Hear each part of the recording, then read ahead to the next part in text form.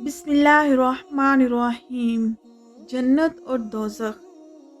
हज़रत अबू हुरैरा रज़ी अल्लाह ताला अन्हु से रवायत है कि रसूलुल्लाह सल्लल्लाहु अलैहि वसल्लम ने इरशाद फरमाया कि मैंने नहीं देखी दोज़ख की तरह कोई खौफनाक बला कि सोता हो उससे भागने वाला, और नहीं देखी मैंने जन्नत की तरह कोई मरगूब व महबूब चीज़ कि सोता हो उसका चाहने वाला।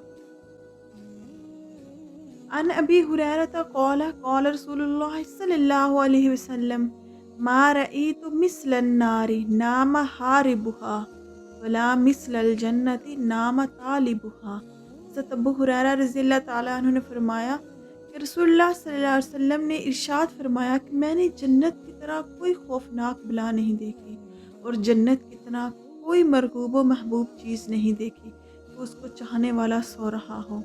इंसान की फितरत है कि जब वो किसी बला से, मसलन अपनी तरफ आने वाले किसी खौफनाक दरिंदे या मुसीबत, या अपना ताक़ुब करने वाले किसी सख्त ज़ालिम व ताकतवर दुश्मन से जान बचाने के लिए भागता है, तो बस भागा ही चला जाता है, यहाँ तक कि इत्मीनान ना हो जाए, ना सोता है ना आराम करता है।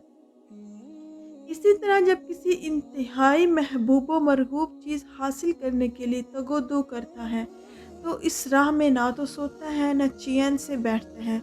लेकिन दोज़ख और जन्नत के बारे में इंसानों का अजब हाल है।